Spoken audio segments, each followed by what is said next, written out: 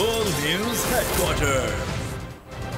अस्सलाम वालेकुम। बोल न्यूज़ हेडक्वार्टर्स में खुश आमदीद। मैं हूँ ज़ैनब रॉय। मैं हूँ अफशीन कुरैशी और मैं हूँ सहर फातिमा। हेडलाइंस आपने जानी। बुलेटिन में आज बात होगी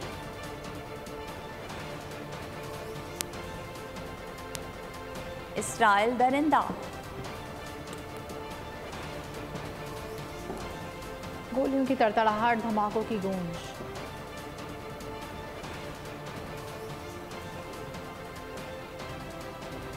बिजली, खुराक, ईंधन बंद।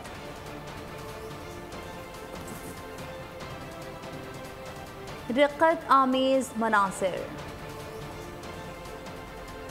तेल की कीमतें बढ़ेंगी। शाहीन लंकन टाइगर से टकराएंगे।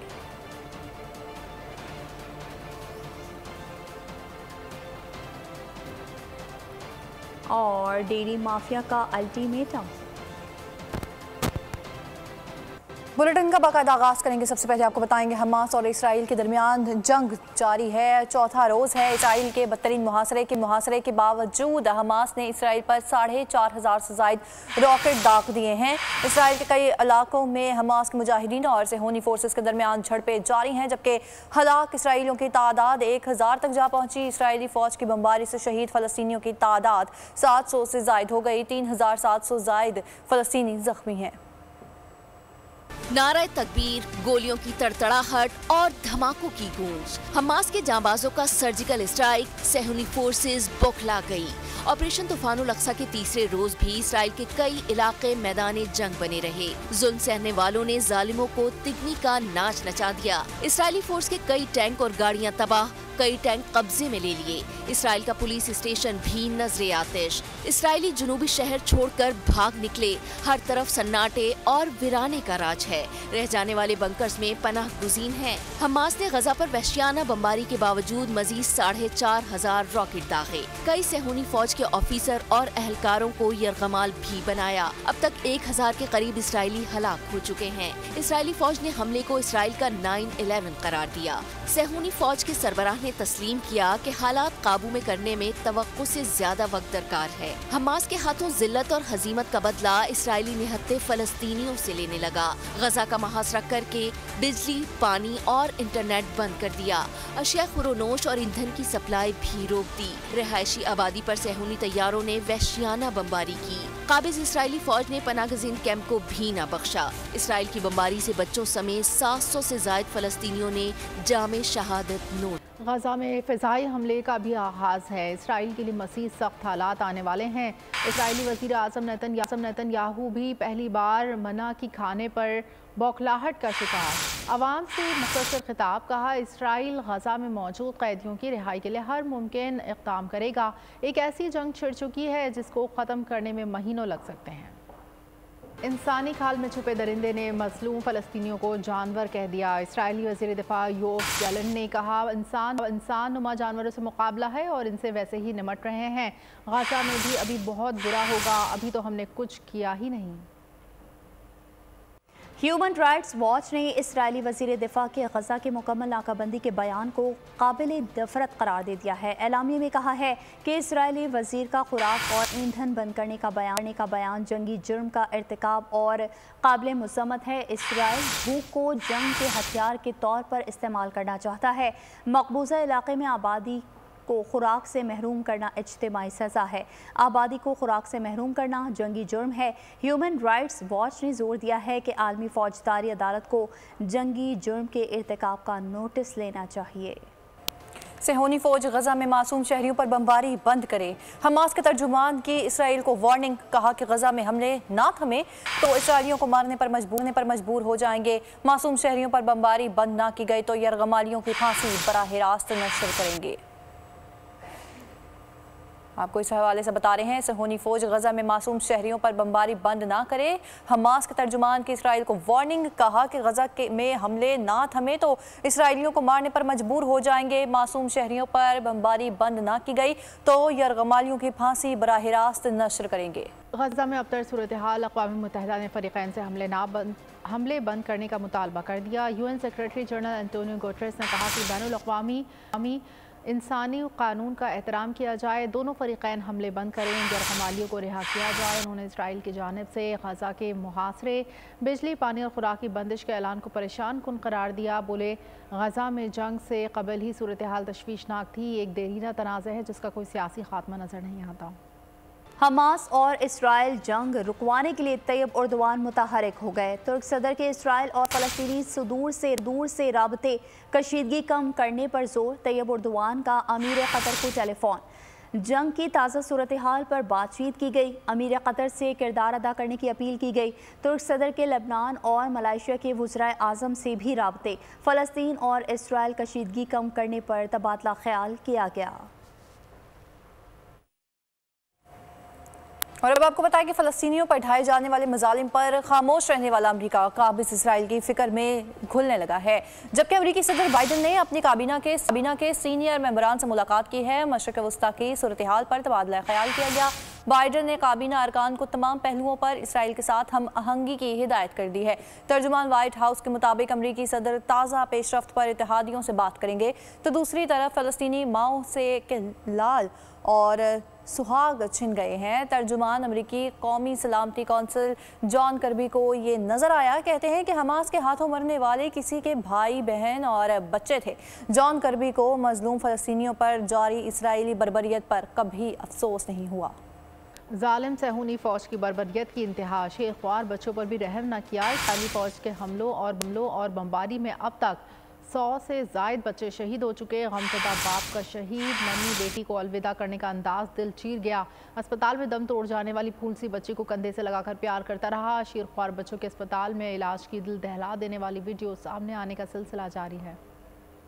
गजा में दूसरों की जान बचाने वाली मसीहा के सामने अपने शहीद शौहर की लाश आने का दिलसोज लम्हा।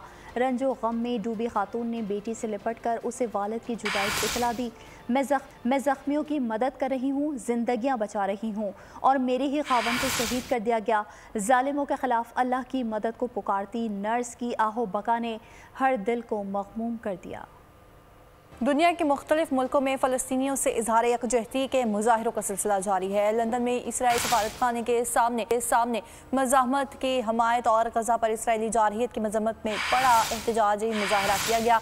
लेबनान के दारुल हुकूमत बैरूत में नौजवान फ़लस्तीन की हमायत में जमा हो गए। हिज़्बुल्लाह के सरबराह हसन नसरुल्लाह ने लेबनानी नौजवानों से अपील की है कि सहूनी रियासत इसराइल के साथ जंग की तैयारी करे। यमन, ईरान, इराक, तुर्किया में भी अवाम की बड़ी तादाद फ़लस्तीन के हक़ में नारे लगा रहे हैं। फ़लस्तीन इसराइल जंग के आलमी मंडी पर मनफी असरात, खाम तेल की गिरती कीमतों में इजाफा, डॉलर सोना भी महंगा होने लगा। एशियाई मंडी में खाम तेल की कीमतों में 4.7% इजाफा। बरतानवी ब्रेंट की कीमत $86.65 फ़ी बैरल तक पहुँच गई। तज्ज़ियाकारों के मुताबिक गैर यकीनी की सूरत हाल में सरमायाकारों की तवज्जो सोना खरीदने पर मरकूज हो गई।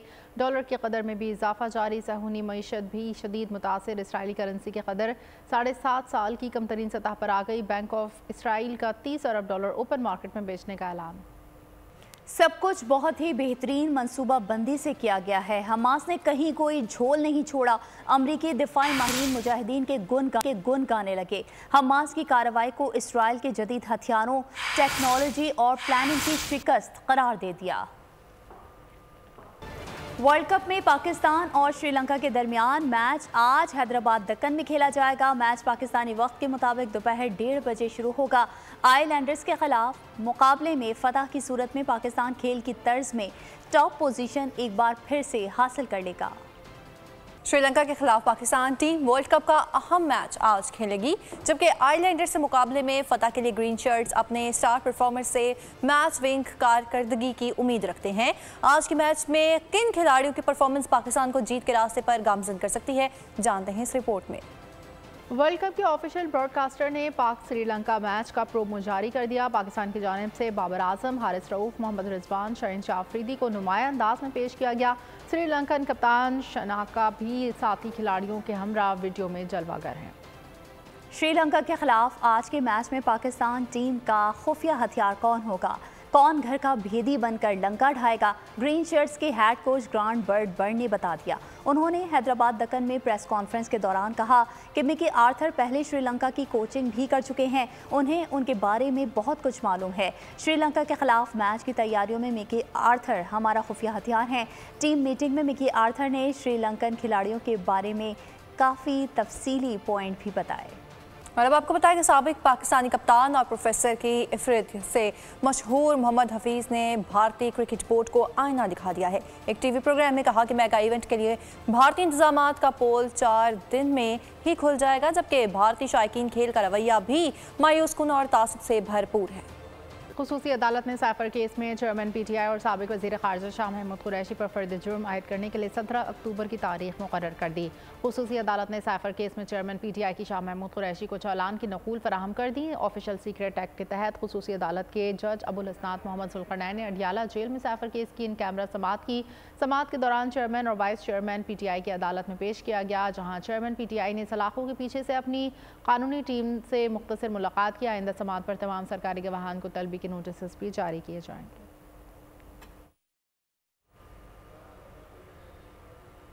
सानहा 9 मई जिना हाउस हमला समेत दीगर अहम मुकामात पर हमलों के मुकदमात का ट्रायल जेल में होगा। पंजाब हुकूमत ने नोटिफिकेशन भी जारी कर दिया। इंसदाद दहशतगर्दी अदालत ने जिना हाउस समेत 11 मई के दीगर मुकदमात का चालान नामुकम्मल होने पर वापस भेज दिया। इंसदाद दहशतगर्दी अदालत ने सेनेटर एजाज चौधरी के जुडिशल रिमांड की मियाद में तोसी कर दी। पंजाब हुकूमत के नोटिफिकेशन के मुताबिक जिना हाउस, अस्करी टावर, थाना शादमान पर हमलों के मुकदमात का ट्रायल जेल में होगा। और अब आपको बताया कि कायद नून लीग नवाज शरीफ के फ़कीदुल मिसाल इस्तकबाल की तैयारियां। मरियम नवाज कारकुनों को मुतहरिक करने के लिए मैदान में आ गई हैं। लाहौर में पार्टी अहदेदारान और कारकुनान से मुलाकात की है। नवाज शरीफ की वतन वापसी पर इस्तकबाल की तैयारियों का जायजा लिया। मरियम नवाज ने खिताब करते हुए कहा कि जब सब फेल हो जाते हैं तो नवाज शरीफ आता है। 6 साल बाद मियां साहब कौम को पूरा सच बताएंगे, प्रोपेगेंडा और बयानिया दफन हो जाएगा। नवाज शरीफ को निकालने वाले निज़ाम से ही निकल गए।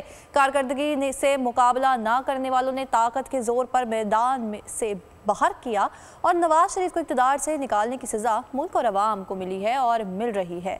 जबकि मरियम नवाज ने कहा है कि नवाज शरीफ ने अहदेदारों और कारकुनों से मुशावरत की और उनकी तजावीज़ भी ली हैं। मुलाकात का सिलसिला आइंदा 10 रोज़ तक जारी रहेगा।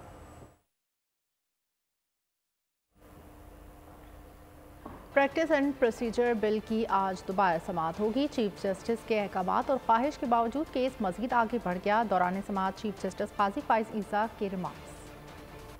आईनो कानून चीफ जस्टिस की ख्वाहिशात के ताबे नहीं है। चीफ जस्टिस कवानीन के ताबे होता है। Practice and procedure bill case में चीफ जस्टिस काजी फाइज ईसा के रिमार्क्स। कहा हम मास्टर्स नहीं, आईनो अवाम के नौकर हैं। Here we have autocrats writing books, friends not masters.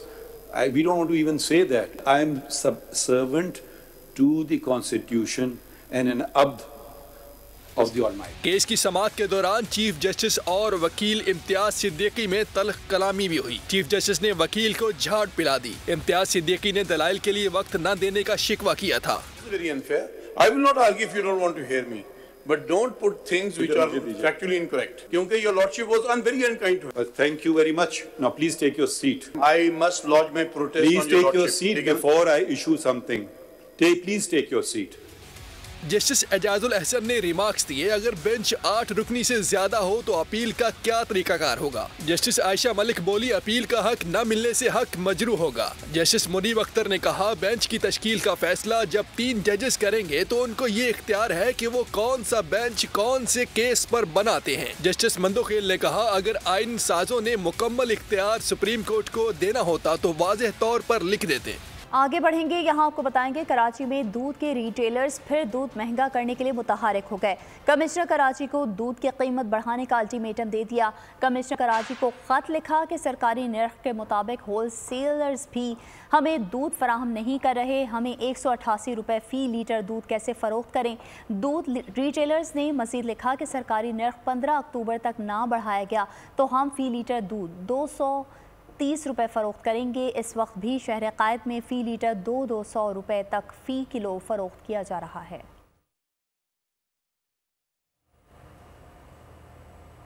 और अब आपको बताया कि कराची में डकैतों ने जीना दोभर कर दिया है। हसन स्क्वायर फ्लाईओवर के करीब मुबैना पुलिस मुकाबले में फायरिंग के तबादले में 3 डाकू जख्मी हालत में गिरफ्तार कर लिए गए। इब्राहिम हैदरी पुलिस का जुमा गोठ के करीब डकैतों से सामना हुआ है और मुलजिम नादिर शाह जख्मी हालत में गिरफ्तार कर लिए गए। दूसरा साथी फरार हो गया। मुलजिम के कब्जे से असलहा, नकदी, मोबाइल फ़ोन और मोटरसाइकिल बरामद कर ली गई। तो उधर शीनी जना कॉलोनी में भी पुलिस का सर्च ऑपरेशन जारी है। रावलपिंडी इस्लामाबाद में बारिश से मौसम खुशगवार। लाहौर में मूसलाधार बारिश से गर्मी और हफ्स की छुट्टी हो गई। जालम सियालकोट में भी बादल जमकर बरसे। मौसम खुशगवार हुआ तो शहरियों के चेहरे खिल उठे। कराची में मतला जस्वी अबर आलूद बादलों और सूरज की आंख मचोली। कोहाट में बारिश और यालाबारी से मौसम खुशगवार। महकमे मौसमियात के मुताबिक कश्मीर, गिलगित बल्तिस्तान, बालाई खैबर पख्तूनख्वा, बालाई पंजाब, इस्लामाबाद, खिता पोटहार में मतला अबर आलूद रहने और चंद मकामात पर बारिश का इम्कान है। खबर देंगे इटली से, जिसके शहर में दावत इस्लामी मार्के के ज़ेर एहतमाम जश्न ईद मिलादुन्नबी सल्लल्लाहु अलैहि वसल्लम जोश व जज्बे और एहतराम के साथ मनाया गया। दुनिया भर में वर्ल्ड मेंटल हेल्थ डे आज मनाया जा रहा है। इस दिन को मनाने का मकसद जहनी और दिमागी अमराज की रोकथाम करना है। आलमी इदारा सेहत ने इस दिन के हवाले से जारी पैगाम में कहा है कि आलमी वबा कोरोना ने लोगों की दिमागी सेहत पर नहायत मनफी असरात मुरतब किए थे, जो ताहाल जारी हैं। WHO के मुताबिक हर 13 में से एक शख्स एंजाइटी का शिकार है। पेरिस में फैशन वीक, खूबरू मॉडल्स ने रंगारंग मलबूसात पहनकर रैंप पर जलवे बिखेरे। और इसके साथ ही न्यूज़ स्टूडियो से फिल वक्त इतना ही। मज़ीद खबरों और अपडेट्स के लिए आप विजिट कर सकते हैं हमारी वेबसाइट boldnews.com और देखते रहिए bold news. Bold news headquarter. अगर आपको ये वीडियो पसंद आई है तो हमारे चैनल को सब्सक्राइब कीजिए और बेल आइकन पर क्लिक कीजिए।